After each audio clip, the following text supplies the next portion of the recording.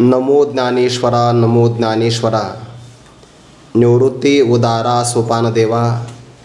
मुक्ताबाई नमो त्रिभुवन पावनी. आद्यत्रय जननी देवांची जयांची केलिया स्मरण. होय सकळ विद्यांचे अधिकरण.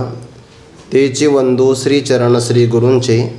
ते नमस्कारोनी आता. उपरी 16वा अध्याय. तो ग्रीवे घंटेचा आय. सप्तदशतोठाय पडघानिये. कैवल्य साम्राज्य चक्रवर्ती विश्वमौली ज्ञानोबाराय सकल ब्रह्मनिष्ठ गुरुजनांच्या परमकृपेने श्री भगवती ज्ञानेश्वरीच्या कलशाध्यायातील अर्थात 18व्या अध्यायातील मंगलाचरणाचा विचार विशेष प्रकारे केल्यानंतर अनेक विशेषणं वापरूनही सद्गुरूंच्या तात्विक स्वरूपाचा विचार होऊ शकत नाही किंवा औपाधिक स्वरूपाने उपाधीचा संबंध आपण ग्रहण केला तर ज्ञानोबाराय म्हणतात तेही वर्णन श्रीगुरूंच्या उपाधीला अनुसरून उपाधीचा आश्रय करून केलेलं वर्णन हे सुद्धा उशिष्टले वर्णन आहे, अर्थात उच्चिष्ट वर्णन आहे. त्यामुळे जगामध्ये किंवा अध्यात्माच्या प्रांतामध्ये तुमची स्तुती होईल असा शब्द नाही. आणि मौना वाचून आपण कोणताही अंगावर अलंकार परिधान करत नाही.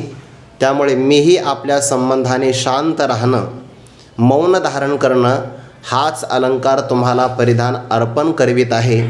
पण तरीसुद्धा ज्याप्रमाणे एखादा व्यक्ती जर त्याला भ्रम प्राप्त झाला तर तो वेडेपणामध्ये जसा आलाप गायन करतो त्याप्रमाणे मी आपलं केलेलं वर्णन हे तसंच आहे. पण तरीसुद्धा आईच्या अंतकरणाने आपण ते क्षमा करावं. यानंतर श्रीमद भगवद्गीतेच्या 18व्या अध्यायाचं चिंतन आणि त्यातून वाणीची वाढ किंवा विस्तार होणार आहे. आम्ही केलेला गीतेचा अर्थ हा अतिशय योग्य आहे. अशा प्रकारे आपण त्यावर मान्यता प्रदान करावी. आता गीतार्थाची मुक्त मुदी लेववी माझी वागवृद्धी. जेणे माने हे सभासदी सज्जनांच्या सभेमध्ये काहीही मान्य होत नाही. बरं, काही मान्य होत नाही. ज्ञानोबाने 13व्या अध्यायामध्ये ओवी फार गोड दिली बघा. चकोर नावाचा पक्षी चंद्रकिरणातून पाझरणारं अमृत सेवन करतो हे खरंच आहे. पण जर त्याच्यात आणि चंद्रामध्ये ढगांचा पडदा जर आला तर तो आपली चोचसुद्धा वर करत नाही. का आभ्रा पैलीकडे जै येत चांदीने कोडे. तै चकोरे चांचोडे उचलीतना. तसं एखादं निरूपण, एखादं व्याख्यान जर त्यामध्ये मतमतांतर असेल किंवा अनेक प्रकारचे आक्षेप संशय जर त्यामध्ये असतील तर शहाणी माणसं ते कानावर घेत नाहीत. आडाणी माणसं 2-3 वेळा ते ऐकतात, शहाणी माणसं मात्र घेत नाही. तसंच ओवी पुढं आलेली आहे. शंकेचे नि गदळे जै शुद्ध प्रमय मैळे. ते मागुतिया पाऊली पळे अवधान येते. उदाहरण सांगतो म्हणजे लक्षात येईल. एखाद्या कार्यक्रमाला आपण जातो आणि जात असताना सहसा माणसं हुशार आहे. आता तिथे गेल्यानंतर आपल्या जीवनातला वेळ व्यर्थ जाऊ नये याची ते दक्षता घेतात आणि मग ते गेटमधून पाहतात बाहेरून. जर त्यांच्या आवडीचा वक्ता असेल तर आत जाण्याचं धाडस करतात, नसेल तर मागुतिया पाऊली पळी तो मागच्या मागे निघून जातो. तसं एखाद्या प्रमेयामध्ये जर शंका असेल तर शहाणी माणसं त्याला ऐकत नाही. निवृत्तीनाथांनी हा अर्थ जर मान्य केला तर तो संतांच्या सभेमध्ये वेगळ्या प्रकारे मान्य करण्याची अपेक्षा नाही. निवृत्तीनाथ महाराज ज्या अभिप्रायाला मान्यता देतात तो ग्रंथ सामान्य असेल का असं पाठीमागून येणारे सगळे असणारे विद्वान म्हणतील. जेणे माने हे सभासदी सज्जनांच्या. अशा प्रकारे आपण त्याला मान्यता द्यावी. निवृत्तीनाथांनी ते ऐकलं की ज्ञानोबाराय आपल्याला प्रार्थना विनवणी करत आहेत किंवा आपल्याकडे आशीर्वादाची अपेक्षा करत आहे. हे आशीर्वादातील मंगल आहे. बरं, गीतार्थाचे मुक्त मुदी लेववी माझी वागवृद्धी.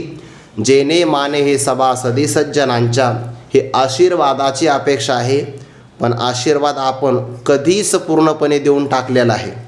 त्यामुळे वारंवार आपल्याकडे आशीर्वादाची याचना ज्ञानोबांनी करावी अशी अपेक्षा नाही. तेव्हा निवृत्तीनाथ महाराज म्हणतात, नको हे वारंवार विनंती करण्याची अपेक्षा नाही. परिसाच्या माध्यमातून लोखंडाचं सोनं करत असताना जसं वारंवार घर्षण करण्याची अपेक्षा नाही भाव असा, तसं तुम्ही आम्हाला वारंवार प्रार्थना करून काहीतरी याचना करावी अशी अपेक्षा आमचीही नाही. ज्ञानोबा म्हणतात, हो का, बस तुमच्या मुखारविंदातून एवढंच मला ऐकायचं होतं. नको हा शब्दसुद्धा माझ्याकरता आशीर्वाद आहे. नको हे पुढती म्हणे हो काजी पसाव परी अवधान देतो देव ग्रंथा आता हा कलशाध्याय किंवा 18व्या अध्यायाचं स्पष्टीकरण पुढे करायचं आहे. याला ज्ञानोबा एक कलशाध्याय असं म्हणतात. मी याला कळस का म्हणतो, ज्या अर्थी श्री वेदव्यासांनी गीता नावाचं मंदिर तयार केल्यानंतर सर्वात शेवटी 18व्या अध्यायाची निर्मिती केली. आणि एखाद्या मंदिराचं बांधकाम करत असताना काही मंदिराला अपवाद आहे की ज्याचा पहिल्यांदा कळस लागला आणि मग मंदिराची उभारणी झाली. जसं की ते वेरूळला आपण गेलो तर कैलास मंदिर आहे, पण ते सगळ्या जगात एकमेव अपवादाचं मंदिर आहे. बाकी कुठे असतील नसतील आपल्यालाही माहिती नाही. पण सामान्यतया मात्र भूमिका अशीच आहे की त्या भूमीचं शुद्धीकरण करून मग मंदिराची उभारणी केल्यानंतर सर्वात शेवटी कलशाची स्थापना करावी लागते. ज्या अर्थी 18व्या अध्यायाची निर्मिती श्री वेदव्यासांनी सर्वात शेवटी केली. मी कळस याचे कारणे 18वा अध्याय म्हणे वाईला बादरायने गीता प्रासादा. आणि एखाद्या मंदिरावर कळस लागला की त्याचं काम पूर्णपणे संपलेलं आहे असं होत नाही का? अर्थात होतं. गीतासुद्धा तशा प्रकारे सांगत आहे. मग हे मंदिर कोणी तयार केलं, त्याकरता योग्यता काय आहे? ज्ञानोबाने त्याकरता एक शब्द ठेवला, व्यास सहजे सूत्री बळी. अतिशय बलवान असणारे कुशल कारागीर हे व्यासांचंच कौशल्य आहे. बरं, ज्या प्राणीमात्राला म्हणजेच वेदाध्ययनाचा अधिकार नाही पण आपला उद्धार व्हावा आणि शास्त्रातला सिद्धांत आहे ऋते ज्ञानान्न मुक्तीही, ज्ञानाशिवाय मात्र मोक्ष मिळत नाही. आणि ते ज्ञान वेद वाङ्मयातून प्रगट व्हावं लागतं. आता ज्यातून ज्ञान मिळवायचं त्याच्या अध्ययनाचा तर अधिकार नाही. ज्ञानाशिवाय मोक्ष मिळत नाही. मधला काहीतरी दुवा साधला पाहिजे की नाही. म्हणून वेदातलंच ज्ञान, पण वेदातले जशास तसे शब्द न घेता आपल्या प्रतिभासंपन्न बुद्धीनं तेच ज्ञान पण वेगळ्या भाषेमध्ये मांडायचं. भाषा वेगळी म्हणजे संस्कृतच भाषा आहे, त्यामध्ये दुमत नाही, पण सहजगत्या सर्वाधिकार ते सेव्य व्हावं याकरता व्यास महर्षी सामर्थ्य संपन्न आहे. त्यांनी वेदाच्या रत्नपर्वतावर जाऊन वेद पठारावर असणारी उपनिषदातल्या अर्थाची जी काही माळरान जमीन आहे तिचं खाणकाम करण्याकरता प्रारंभ केला. म्हणजे वेदाचा सांगोपांग विचार करण्यासाठी प्रारंभ केला. वेदाचा विचार व्यासाधिक महामती हेच करू शकतात, बाकी कोणाला ते शक्य होणार नाही. व्यासाच्या अंतःकरणामध्ये जशी दया आहे तशीच विद्वत्ता आहे. सहसा विद्वत्ता असेल आणि त्यातून करुणा प्राप्त होईलच असं काही सांगता येत नाही. व्यवहारातला नियम असा आहे, आपली विद्वत्ता जर असेल तर त्या विद्वत्तेचं वजन कसं पडावं याच्यावर वक्ते भर देतात. पण ती विद्वत्ता सामान्य लोकांच्याही हृदयामध्ये प्रविष्ट होईल अशा प्रकारचा करुणतेचा भाव संतांच्या शिवाय बाकी कोणाकडे नाही. आपण व्यवहारामध्ये उदाहरण ऐकत असतो, संत हे जे कठीण असतात ते सोपं करतात आणि विद्वान माणसं जे सोपं आहे ते कठीण करून सांगतात, असा प्रकार होऊ शकतो. पण व्यासांनी मात्र तसा नाही. उपनिषदार्थाची माळी माझी खांडिली खाणकाम करण्याकरता प्रारंभ केला. आणि मग वेदामध्ये प्रत्येक अधिकारी भिन्न भिन्न आहे. सगळेच अधिकारी काही मोक्षाचे नाही, पण कोणीच अधिकारी नाही असंही मात्र नाही. म्हणून धर्म, अर्थ, काम आणि मोक्ष हे 4 पुरुषार्थ आहे. यापैकी मोक्ष पुरुषार्थ मिळावा हे व्यासांचं उद्दिष्ट आहे. पण विचार करत असताना वेदातले काही वाक्य धर्माचं प्रतिपादन करतात, काही अर्थाचं प्रतिपादन करतात, काही स्वर्गातल्या कामादिकांचं प्रतिपादन करतात धर्माच्या अविरोधी जर अर्थ आणि काम असेल तरच त्याला पुरुषार्थत्व आहे. पण याच्याकरता आपण हा विचार नाही ना करत. व्यासांनी जो त्रिवर्गाचा आसार असणारा गाळ जो अनेक प्रमाणामध्ये निघाला त्याच असणाऱ्या विषयाची रचना करून महाभारताची तटबंदी तयार केली. महाभारत प्राकारू भोवता केला आणि मग हे खाणकाम खूप खोलपर्यंत गेलं. याचा अर्थ अतिशय गहन त्यांनी विचार केला. गहन विचार करणं म्हणजेच खोल उतरणं आहे. आणि म्हणून जोपर्यंत आपण संत वाङ्मयामध्ये गहन विचार नाही ना करत तोपर्यंत आपल्याला खाली गेल्यानंतरचे प्रमेय मिळत नाही. समुद्राच्या पृष्ठभागावर एखादा व्यक्ती पोहत असेल तर त्याला लाटांचा आनंद आहे. त्याच्याही खाली गेला जाते बघा काहीतरी ते लोक विशिष्ट प्रकारचे कपडे वगैरे परिधान करून त्यांना जीवसृष्टी त्या खालची बघायला मिळते. पण समुद्राच्या तळाशी जर गेला तर त्याला रत्नादिकांचा लाभ होतो. म्हणून त्याला रत्नाकर म्हणतात. त्या समुद्रामध्ये ना शिंपले असतात आणि ते शिंपले स्वाती नक्षत्रातलं पाणी प्राशन करण्याकरता वरती पृष्ठभागावर येतात. चुकून एखादा थेंब त्यांच्या पोटात गेला असतं पाणी. पण निसर्गाची किमया किंवा ईश्वर प्रदत्त सामर्थ्य असं आहे की त्या पाण्याचा ते पाणीदार मोती तयार करतात. स्वातीचे उदक शुक्ती मोती व्याळी विख. सापाच्या तोंडात गेला तर विष पण शिंपल्याच्या तोंडामध्ये जर पडला की त्याचा मोती तयार होतो. आणि एकदा मोती जर तो वाढला तर ते शिंपल्याचं जे काही 2 प्रकारचे शकलं आहे की नाही तर ते ज्ञानोबा म्हणतात मोती नावरती संपुटे. त्याच्यामध्ये तो मोती आवरला जात नाही. मग ज्याप्रमाणे ते शिंपला असा आणि त्यातला आतला मोती दिसतो. ज्ञानोबा म्हणतात योगी पुरुषाचा डोळा तसा असतो. उदाहरण किती गोड दिलं आहे. पाणीदार मोती जसा त्या शिंपल्याच्या 2 शकलातून प्रकट व्हावा तसा ज्ञानी पुरुषाची नवीन दृष्टी त्याला प्राप्त होती. मोतीये नावरती संपुटे असं ज्ञानोबा 6व्या अध्यायामध्ये म्हणतात. आणि तो मोती परिपूर्ण वाढ झाला तर ते शिंपल्यामध्ये जीव असतो. आणि मग ओगळी ते निर्मळे तो आपल्यातला मोती असा बाहेर ओघळून टाकतो म्हणजे ओकतो एका प्रकारे. आणि ते सगळे मोती मग खाली समुद्राच्या तळाशी जातात. म्हणून त्याला रत्नाकर म्हणतात. आता बरेच लोक मोती पूर्ण वाढ होण्याची वाटच पाहत नाही. शिंपले आणतात त्या शिंपल्याला फोडतात तो बिचारा जीव मरून पावतो. आता बऱ्याच ठिकाणी मोत्याची शेती केली जाते बघा. ते कृत्रिम पद्धतीनं ते शिंपले आणतात त्याच्यामध्ये मग ते काय काय करायची ती प्रक्रिया करतात. पण निसर्गतः हा जो मोती प्राप्त होतो त्याचं काही आगळं वेगळं सामर्थ्य आहे की नाही. कोणत्याही गोष्टीमध्ये तुम्ही घ्या जे नैसर्गिक प्राप्त होतं की नाही त्याची चव आगळी वेगळी असते. आणि जे कृत्रिम असतं त्याच्यात चव नसते फक्त त्याचा विस्तार असतो. हे अगदी शेतीतल्या पदार्थापासून कीर्तनकारापर्यंत आहे. सगळीकडेच आहे. निसर्गता जी आहे त्याला काही आगळी वेगळी गोडी आहे. मग ते रत्नाकर त्याला समुद्राला म्हणतात. जसं तळाशी गेल्यानंतर रत्न मिळतात तसं खोलवर विचार केला की मगच चांगलं मिळतं. व्यासांनी तो खाणकाम करायचा विचार प्रारंभ केलेलाच होता. आत्मज्ञानाचे एक वट म्हणजे अखंड आत्मज्ञानाचं एक त्यांना शिला सापडली आणि त्याच्यावर काही भाग होता तो त्यांनी आपल्या बुद्धीने स्वच्छ केला. आता तेच आत्मज्ञान आपल्याला आपल्या शब्दात नाही सांगायचं संवादातून सांगायचं आहे. काय रचना असेल ज्ञानोबांची पण काय कौशल्य असेल हे मांडण्याचं. रूपकच अलंकार आहे पण इतका गोड रूपक अलंकार करता येऊ शकतो हे सांगायला सुद्धा कठीण आहे आपल्यासारख्याला. पण आपण ज्ञानोबांच्या कृपेने गुरुजनांच्या परमकृपेने अल्पसा प्रयत्न करत आहोत. आत्मज्ञानच मांडायचं आहे. शुद्ध आत्मज्ञान मांडायचं पण ते संवादात मांडायचं आहे.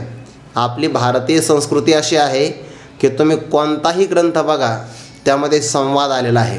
रामचरितमानसाचा जर आपण प्रारंभ केला भवानी शंकरो वंदे श्रद्धा विश्वास रूपिणो याभ्याम विना न पश्यन्ति सिद्धास्वान्तस्तमीश्वरम.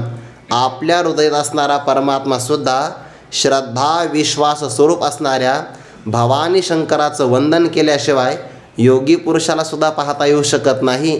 रामचरितमानसाची सुरुवात संवादातून आहे. गीतेची ते तर हरू म्हणी नेनिजे देवी जैसे का स्वरूप तुझे तैसे नित्य नूतन देखीचे. गीता तत्व म्हणजे भारतीय संस्कृतीमध्ये पती पत्नी जरी संवाद करू लागले तर त्यातून अध्यात्म ग्रंथाची निर्मिती व्हावी, हे आपल्या भारतीय संस्कृतीचं वैशिष्ट्य आहे. म्हणजे दाम्पत्य जीवनामध्ये सुद्धा अध्यात्माचं प्रगटीकरण आहे.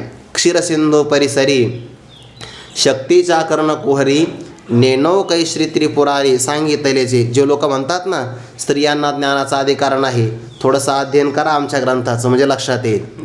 कोण म्हणतं स्त्रियांना अधिकार नाही आहे? ज्या अर्थी पार्वती मातेला भगवान शंकर उपदेश करतात क्षीरसिंधूच्या परिसरामध्ये किंवा रामचरितमानसामध्ये गोस्वामी तुलसीदास महाराज पहिल्यांदा भवानी शंकरांच्या संवादापासून प्रारंभ करतात. म्हणून अधिकार आहेच. उगा अध्ययन करायचं नाही, संप्रदायपूर्वक कोणाच्या चरणाजवळ बसायचं नाही आणि स्वतःच्या काहीतरी अकलीचे तारे तोडायचे आणि म्हणायचं भारतीय संस्कृतीने स्त्रियावर अन्याय केला. हे शक्य आहे का?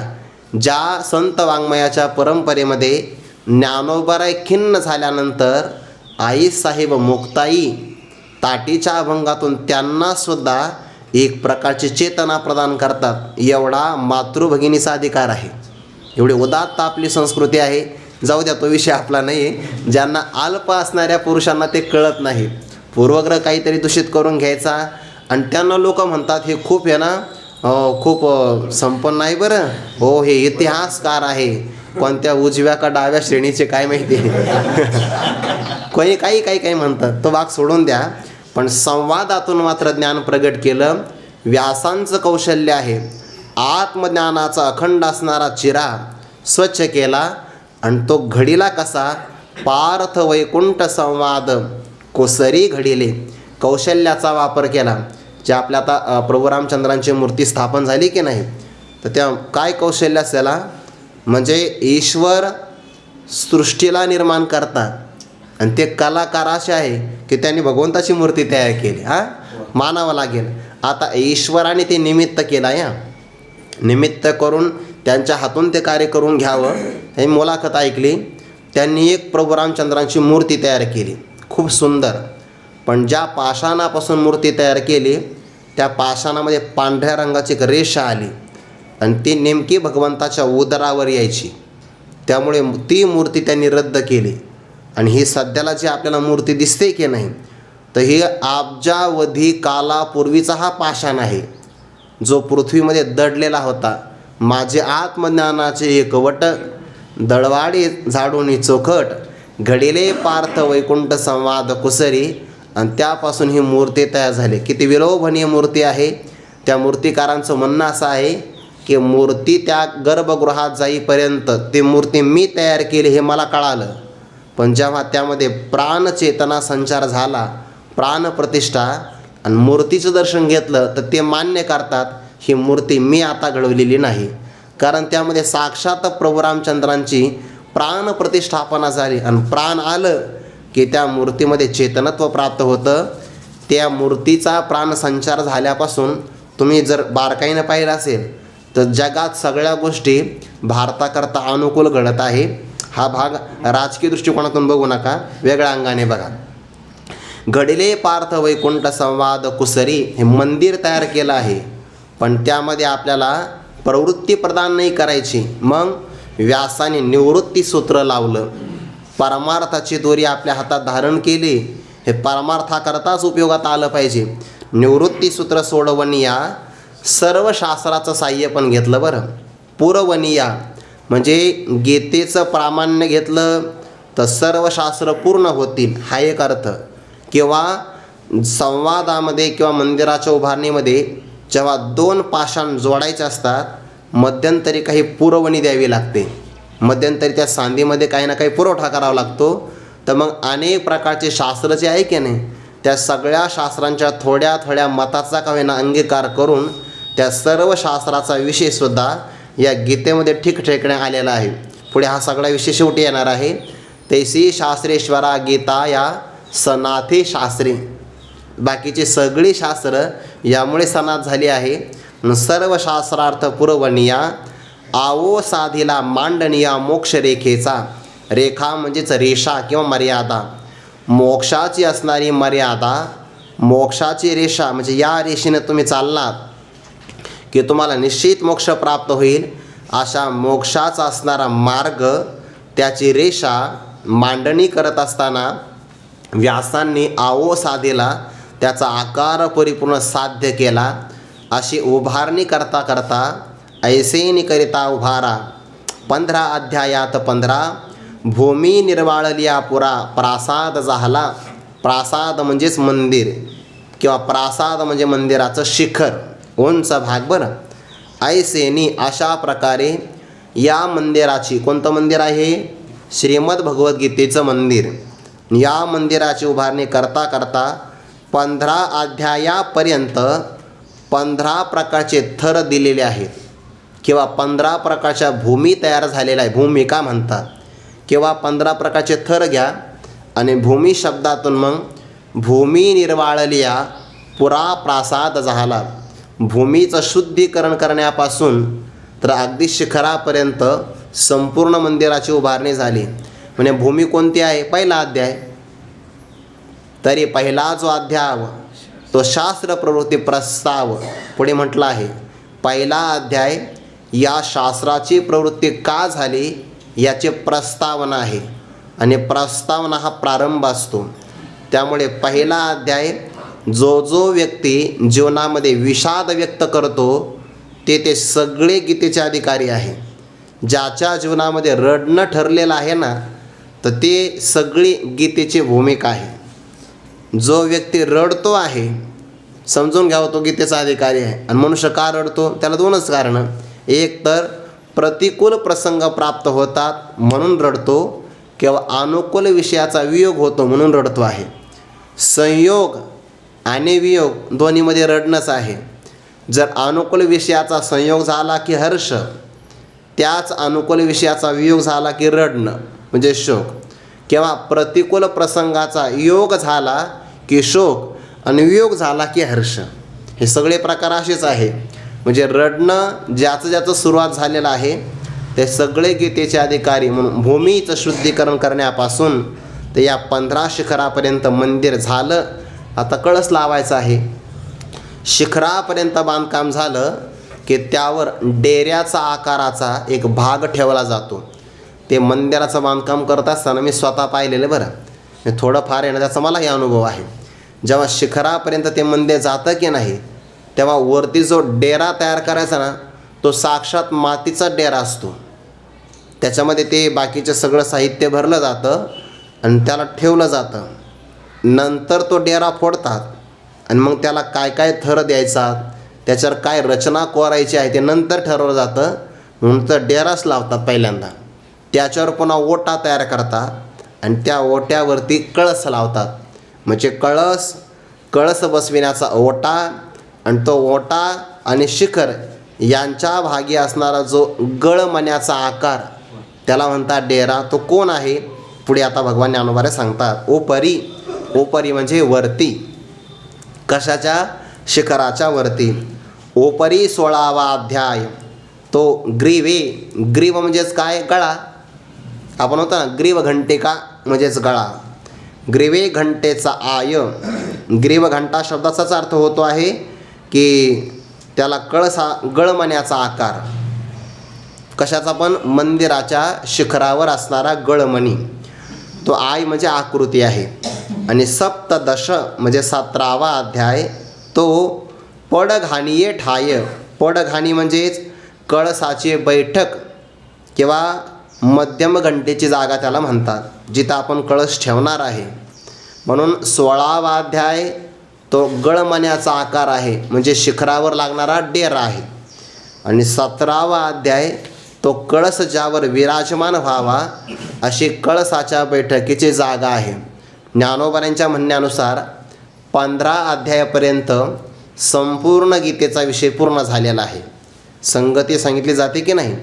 तर ज्ञानोबा पुढे 18व्या अध्यायामध्ये संगती सांगणार आहे की पहिला अध्याय प्रस्तावना आहे, दुसऱ्या अध्यायामध्ये आत्मज्ञानाचं प्रतिपादन, तिसऱ्या अध्यायामध्ये कर्मकांडाचा विचार, चौथ्या अध्यायातील ब्रह्मार्पणम ब्रह्महवीर या श्लोकापासून तर 11व्या अध्यायातील मत्कर्म कृण्मत परमो मद्भक्त संगवर्जितः निर्वैर सर्वभूतेषु यः समामेति पांडव या 8 अध्यायामध्ये उपासना कांडाचा विचार आलेला आहे.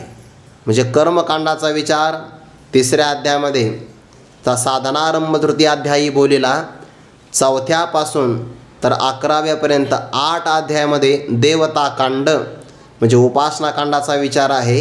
ही ज्ञानोबांच्या सरणीनुसार विचार बरं.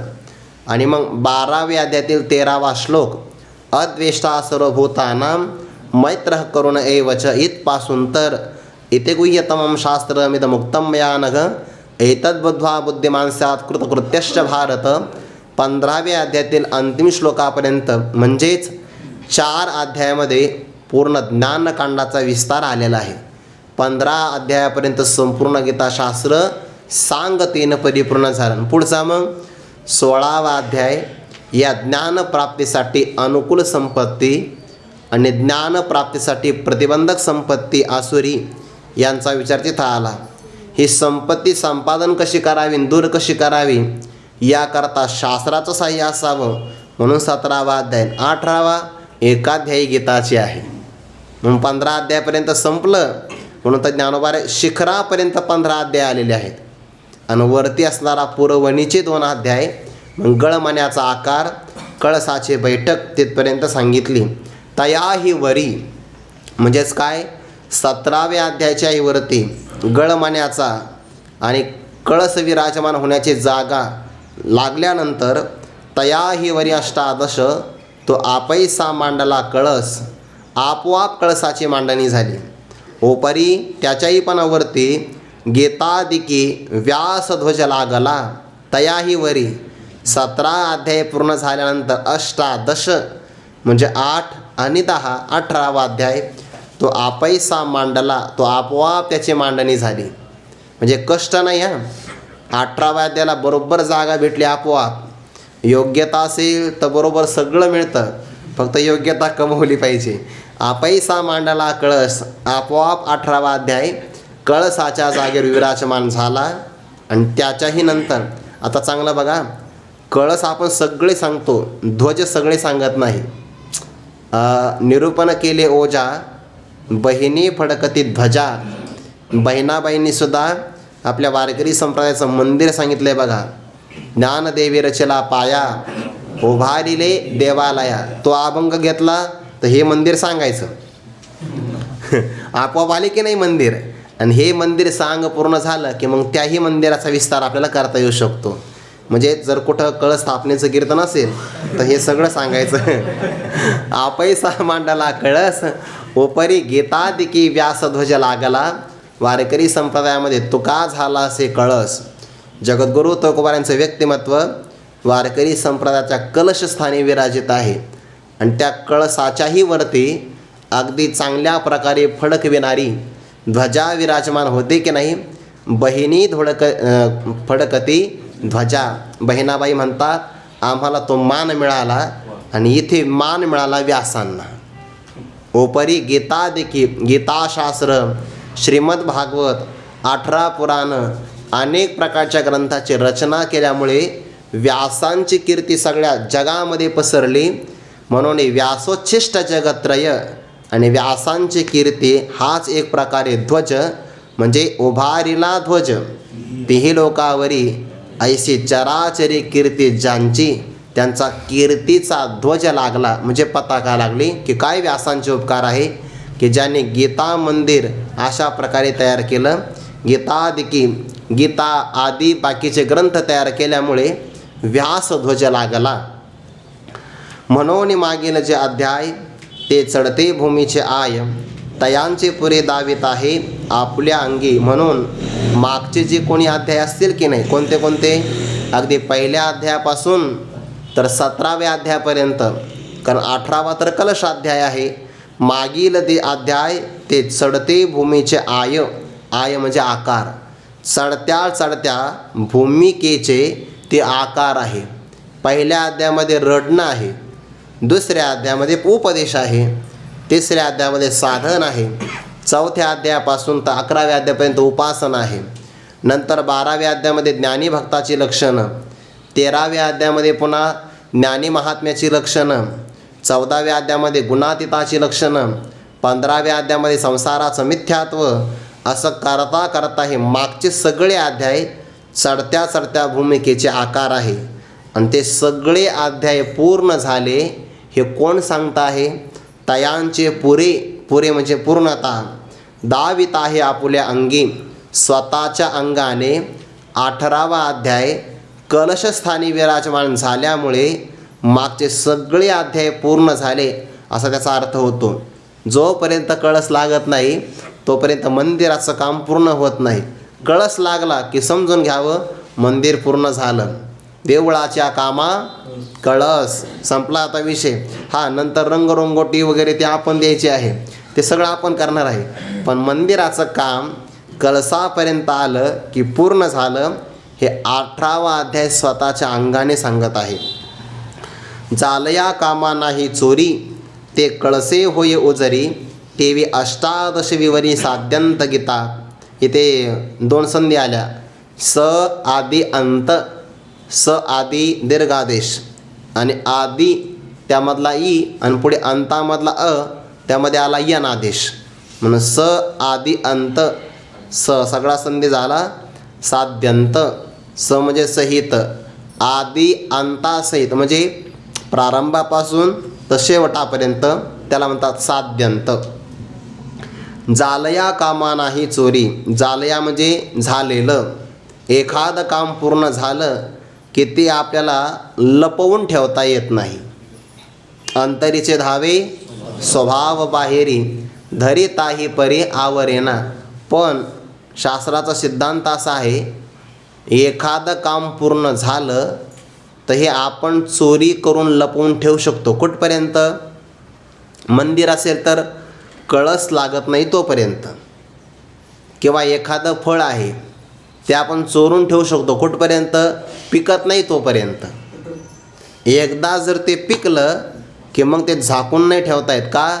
जरी आपण मागच्या घरात ठेवलं तर गल्लीत ते पिकलं याचा वास कळतो.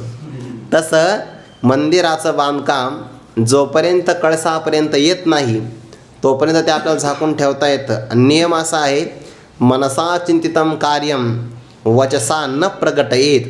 मनात चिंतन केलेलं कार्य वाणीनं कधीही प्रगट करून सांगू नये. का?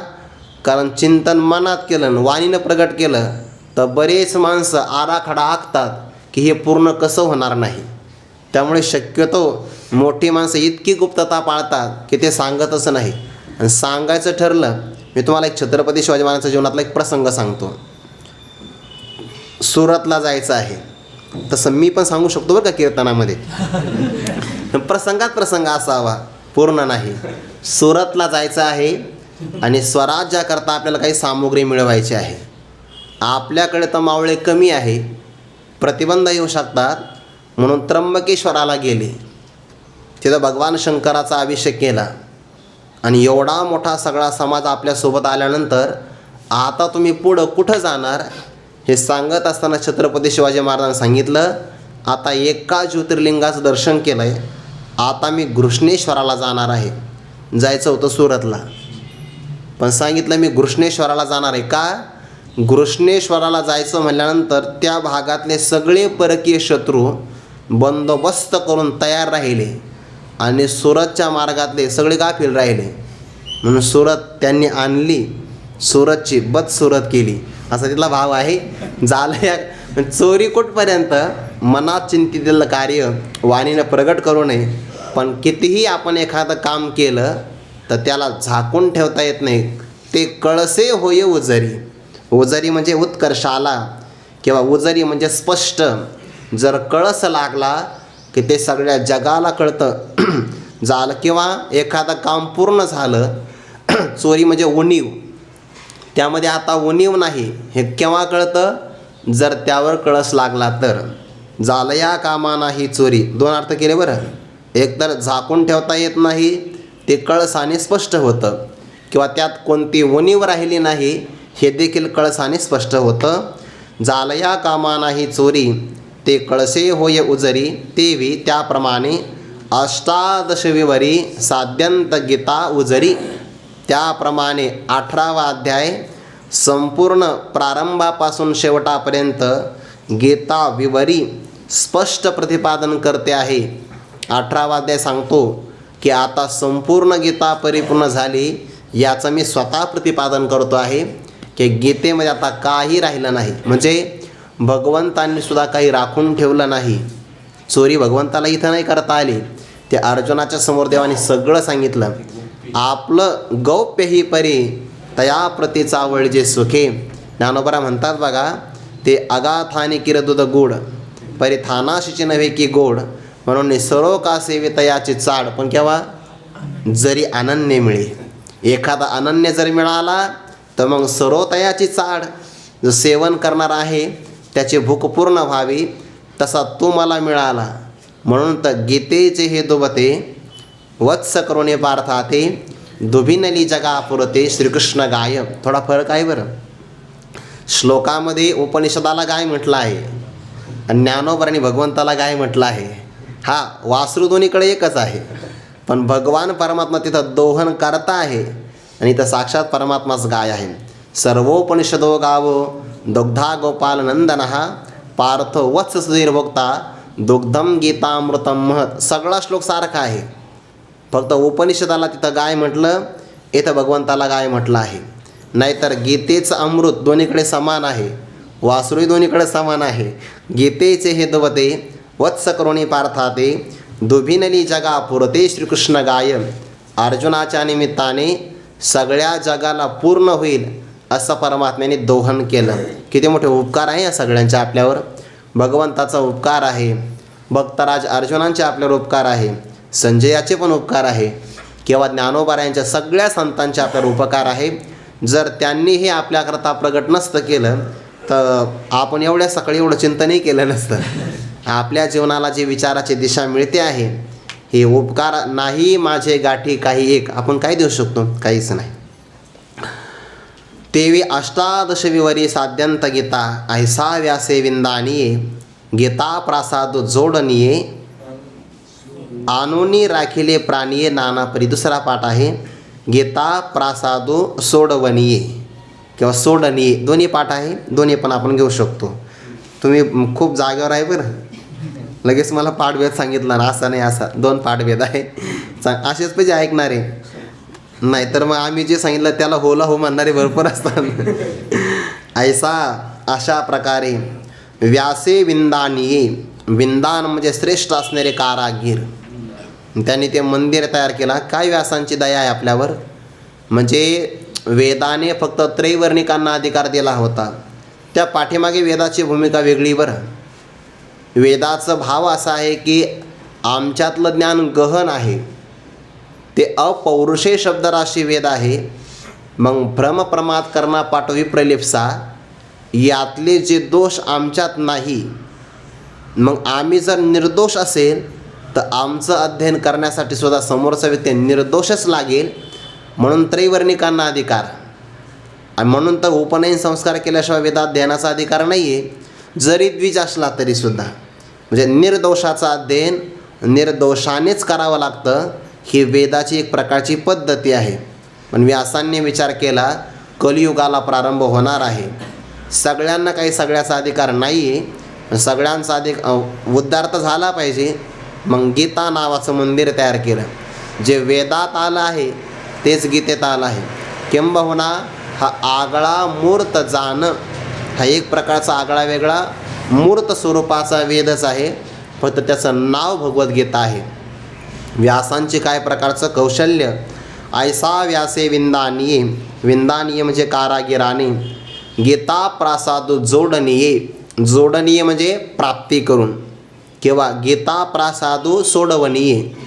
गीता प्रसाद मोकळा केला, सोडविला सगळ्यांच्या करता. किंवा आणुनी राखिले प्राणिये नाना परी, किंवा आणुनी नाना परीय प्राणी सोडवनिये असा पण अर्थ येऊ शकतो आपण.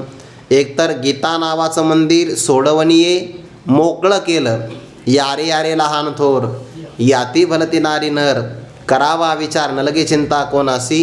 हे सगळ्यांच्या करता मंदिर मोकळं केलं. किंवा ह्या मंदिराची तयारी करून नाना प्रकारे, प्रकार पुढं येणार आहे आता. नाना परी म्हणजे प्रकार कसे येणार आहे पुढच्या ओळीमध्ये येणार आहे. तर नाना प्रकारे सगळ्या प्राणीमात्रांचं रक्षण व्हावं आणि नाना प्रकारच्या प्राण्यांची संसार बंधनातून सोडवणूक व्हावी, म्हणजे बंधनातून मुक्त व्हावं, याकरता व्यासांनी श्रेष्ठ कारागीर आहे हे मंदिर तयार केलं. ऐसा व्यासे विंदानिये गीता प्रासादो जोडनिये आणूनी राखिले प्राणिये नाना परी. 44व्या ओळीपर्यंत हे मंदिर तयार झालं. काल आपण विचार केला होता 35व्या ओळीपासून इथपर्यंत हे मंदिर तयार झालेलं आहे. म्हणजे 10 ओव्याचा एक प्रबंध आहे. 10 ओव्याचा हे व्यासांचे कष्ट. वेदाचा अचळ पर्वत तिथपासून तर आणूनी राखिले प्राणिये नाना परी इथपर्यंत हे सगळं मंदिर व्यासांनी तयार केलं. व्यासांच्या सगळ्या कार्याचा संपूर्ण समावेश गोषवारा ज्ञानोबाऱ्या 10 ओव्यामध्ये आणतात. 10 ओव्यामध्ये. पण ते व्यासांचं कार्य भगवद्गीतेच्या संबंधाने 10 ओव्यामध्ये आणलं आहे. नाहीतर मग व्यासांचं पुराणादिकांचं वेदाचे 4 विभाग करणं हे फार. म्हणून तर आपल्याकडे व्यास पौर्णिमा आहे. व्यासांची पूजा केली जाते की नाही आपल्याकडे. म्हणजे व्यासांचा उपकार आहे बघा, खूप मोठा उपकार आहे. आता हे मंदिर तयार झालं, पण नाना प्रकारे प्राण्यांचं रक्षण करावं. तर ते प्रकार कोणते आहे? पहिला आहे मंदिराला प्रदक्षिणा, दुसरा आहे मंदिराच्या सावलीत बसणं, आणि तिसरा प्रकार आहे मंदिराच्या गर्भगृहामध्ये प्रवेश करणं.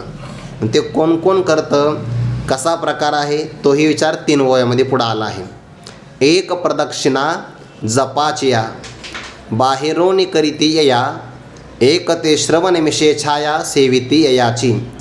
एक ते अवधानाचा पुरा विडा पाऊड भीतरा घेऊन निर्गती गाभारा अर्थज्ञानाच्या. त्यांनी जबोधे उराउरी भेटती आत्मया श्रीहरी परिमोक्ष प्रासादी सरी सर्वाही आथी. 3 ओव्यांचा एकत्र विचार आहे. व्यासांनी हे मंदिर तयार केलं, पण आता मंदिरात जाण्यासाठी सगळेजण लालायित आहे. या मंदिरातून सगळ्यांना मोक्ष प्राप्त होणार आहे हे जरी खरं असेल, पण अधिकार भेद असल्यामुळे सगळेजण एकदम मंदिरात जाऊ शकत नाही. मग काही व्यक्तिमत्व त्या मंदिराला प्रदक्षिणा करतात. आपणही करतो की नाही? आपण आळंदीची परिक्रमा करतो, किंवा माऊलींच्या मंदिरात माऊलींच्याच मंदिरामध्ये प्रदक्षिणा करतो, किंवा सुवर्ण पिंपळाला सुद्धा आपण प्रदक्षिणा करतो. नाही शक्य झालं तर स्वतःच्या अंगाभोवतीसुद्धा आपण प्रदक्षिणा करतो. आता हे गीतेचं मंदिर आहे, आणि या मंदिराचे सगळे आकार 18 अध्यायाचा आहे. मग आता मंदिराला जर प्रदक्षिणा करायची असेल तर ती अर्धवट नाही करायची बरं. भगवान शंकराला अर्धवटच प्रदक्षिणा करावी लागते. पूर्ण प्रदक्षिणा भगवान शंकराच्या मंदिराची कधीच करायची नाही. कारण भगवान शंकराचं जे काही जलाभिषेकाचं तीर्थ आहे त्याचं उल्लंघन केल्याचा दोष लागतो, म्हणून तिथं अर्धीच प्रदक्षिणा आहे. काही देवाला 1, काहीला 5, तर काहीला 7 प्रदक्षिणा कराव्या लागतात. त्यामध्ये बहुतेक भगवान विष्णूंना 7 प्रदक्षिणा आहे. का? कारण पिंपळ त्यांची विभूती आहे. सुवर्ण पिंपळाला 7 म्हणजे भगवान विष्णूंना 7 प्रदक्षिणा कराव्या लागतात. आणि आपल्या सभोवती 1 केली तरी चालते. भगवान शंकराला अर्धीच प्रदक्षिणा करायची असते. मग आता या गीता मंदिराला प्रदक्षिणा करायची तर किती करायच्या? 1 करायची म्हटलं की सगळ्या 18 अध्यायाचं पारायण करावं लागतं. 1 प्रदक्षिणा जपाची. या मंदिराचा जप आहे की नाही? गीता गीता गीता वाचे जे म्हणते गुरु राऊत बाबाने अर्थ केला होता. गीता गीता गीता 3 शब्द आले की नाही? मग कर्मकांड, उपासनाकांड आणि ज्ञानकांड. तर या 3 असणाऱ्या प्रकाराचं प्रतिपादन करणारे 6 अध्याय म्हणजे 18 अध्याय. मग गीता गीता गीता वाचे जे म्हणते संपूर्ण गीतेचं पारायण जे करतात किंवा गीतेचं नामस्मरण करतात, नाही पुनरावृत्ती तयानरा, असे 2 अर्थ त्यांनी केले होते. म्हणून 1 प्रदक्षिणा जपाची या बाहेरोनी करीती यया. पण चांगलं आहे का? गीतेचं पारायण करणं चांगलंच आहे, पण ते गीता मंदिराची प्रदक्षिणा बाहेरूनच आहे. पारायण श्रेष्ठ आहे, नाही असं नाही, त्यामध्ये कमीपणा नाही.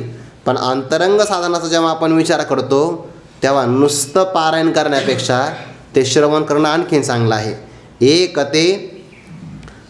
एक ते श्रवणमिषे छाया सेविती ययाची. या मंदिराची सावली त्या सावलीचं काही लोक सेवन करतात. मंदिरात नुसतं जाऊ नये, मंदिरात थोडा वेळ बसलं पण पाहिजे. पण बसलं पाहिजे म्हणजे गप्पा मारत नाही किंवा ये हृदयचे ते हृदय घातले डाटा समर्पण करणं असा अर्थ नाही त्याचा. मंदिरात बसलं तर त्या मंदिराची ऊर्जा आपल्या शरीरामध्ये प्रवेश करते, याकरता आपण त्या मंदिरात बसलं पाहिजे असा अर्थ आहे. मंदिराच्या सावलीत बसावं आपण म्हणतो की नाही, 2 मिनटं बसा. आणि म्हणून तर आपण भगवान शंकराच्या मंदिरात गेलो, ते ओटा का तयार केला आहे आतमध्ये? बसण्यासाठीच केलेला आहे तो, बसण्यासाठीच आहे तो. त्या मंदिरामध्ये ओवऱ्या ज्या असतात त्या बसण्यासाठीच आहे, पण त्या साधनेत बसावं असा त्याचा अर्थ आहे. मग काही जण मंदिराचे सावली सेवन करतात.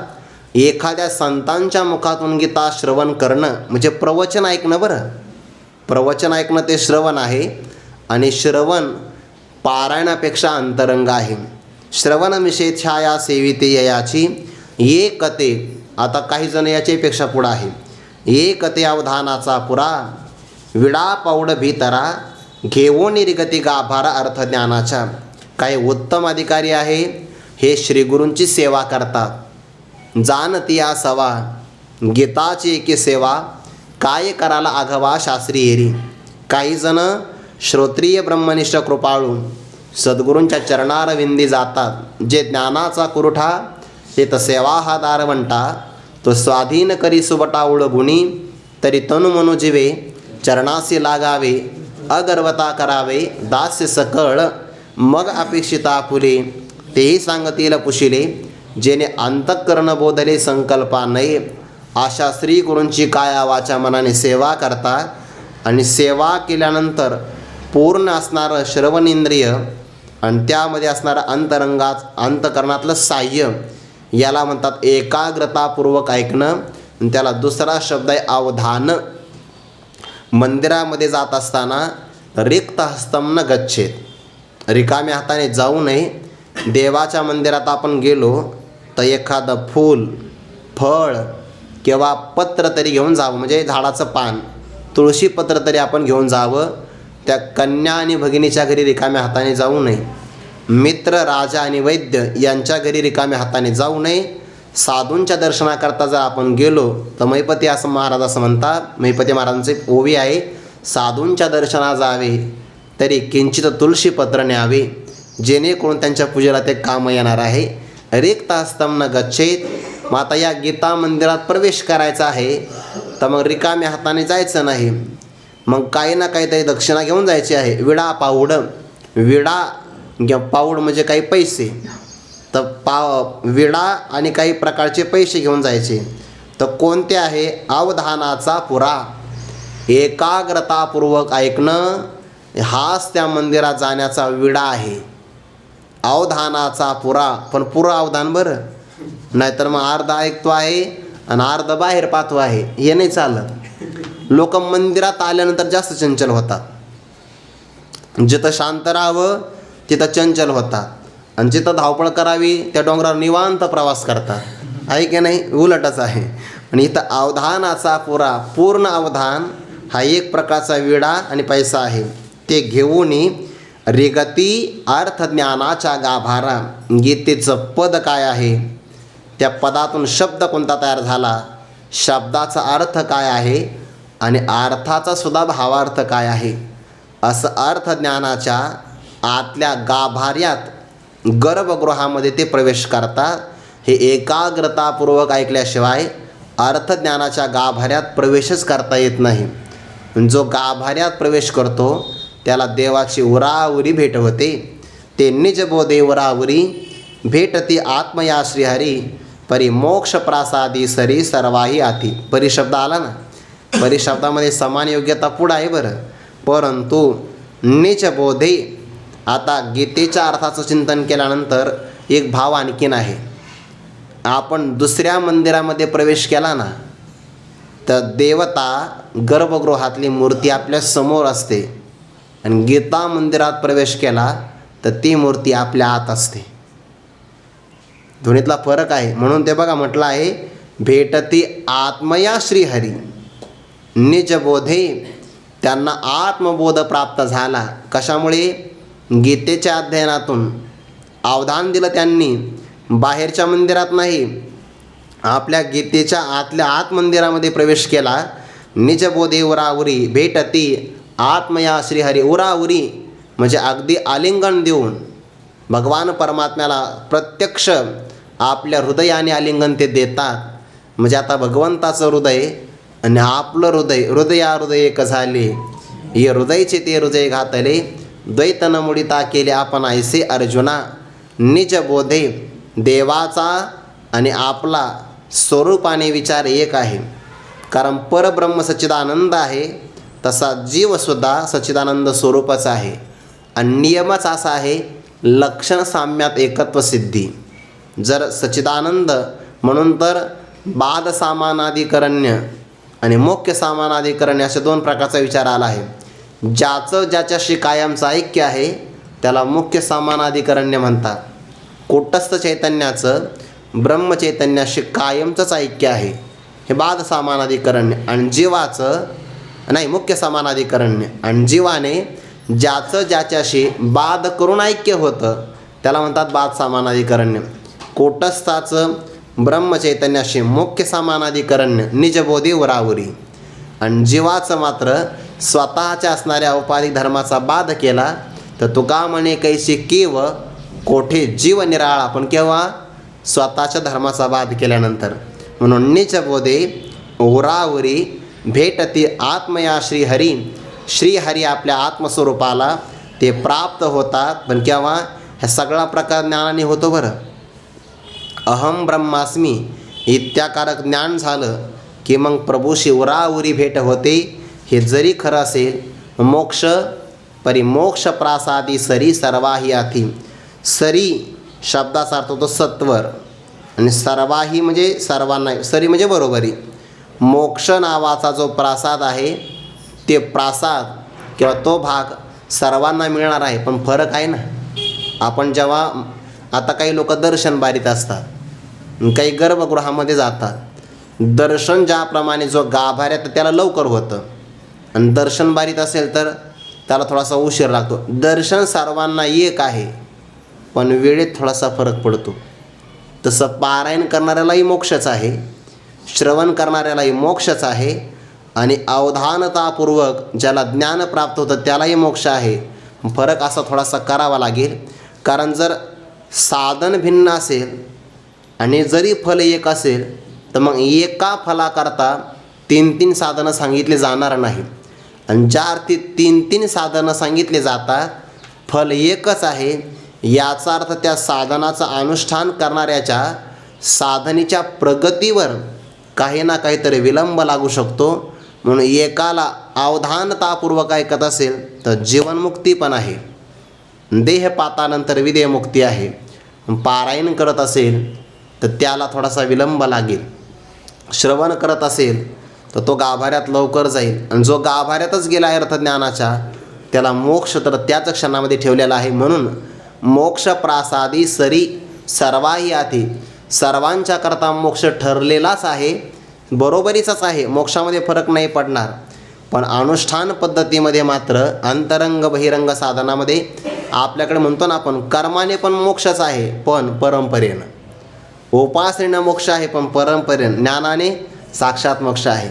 मग जिथं कर्म उपासना ज्ञानामध्ये सुद्धा थोडासा भाग मानला जातो, तसा इथे सुद्धा श्रवण, पारायण, पठण, श्रवण आणि त्यामध्ये अर्थचिंतन यामध्ये थोडासा फरक आहे. गीता समर्थ आहे, समर्थाची पंक्ती भोजने तळीऱ्यावरील एक पक्वाने ते विश्रवणे अर्थे पठणे मोक्षचे लागे. समर्थदाता आहे, त्याने पंगत दिली, जागा नव्हती, काही माणसं वरती जाऊन बसले आणि काही खाली बसले. पदार्थ सगळ्यांना एक आहे पण जो पातेल्याच्या जवळच बसला आहे तर वाढ अगोदर आहे ना. तळील्यावरील एक पक्वाने, भेद नाही आहे, गीतेत भेद नाही आहे. पण जो तळ मजल्यावर बसला, जो वरच्या मजल्यावर बसला, बसण्याचा का होईना त्यांचा अधिकार भिन्न आहे की नाही. म्हणून ते विश्रवणे अर्थे पठणे मोक्षचे लाभे. गीतेतलं औदार्य चांगलंच आहे. हा एवढं मात्र आहे, एखाद्याला वाटत असेल की मला मोक्ष दम्माने मिळावा, कर पारायण.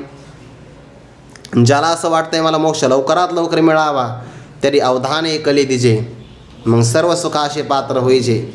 म्हणून काही काही लोकांचा दुराग्रह असतो, नाही आम्ही का कोणाकडे ऐकत नाही म्हणे, आम्हाला काय ऐकायची गरज आहे. अरे असं नाही आहे. श्रवण अंतरंग साधन आहे. म्हणून आपला दुराग्रह सोडून पारायण करावेच, त्याच्यामध्ये वाईट नाही. पण पारायणाचं सत्कर्म काय असेल, त्याचं फल काय असेल, तर श्रवणे मोक्षाचे लाभे. म्हणून तर नामदेव महाराज काय म्हणतात, श्रवणाचे मिसे बैसावे येऊने, साम्राज्य बोने सुखी नांदे, श्रवणे अर्थे पठणे मोक्षाचे लाभे. ऐसा गीता वैष्णव प्रासाद 18वा अध्याय कळस विशद, म्या म्हणितला हा भेद जाणून या. असा गीता हा वैष्णव प्रासाद म्हणजे वैष्णवाचं मंदिर आहे. 18वा अध्याय त्यावरचा कळस आहे. हे मी का म्हटलो, हा भेद जाणून या म्हणितला. हा सगळा प्रकार जाणला, सगळा विचार माझ्या मनात आला आणि मग मी हे प्रतिपादन केलं. आणखीन काही चिंता नाही, उद्या पाहू.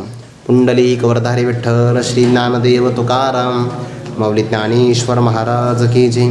जगद्गुरु तुकाराम महाराज की जय. सद्गुरु जोग महाराज की जय.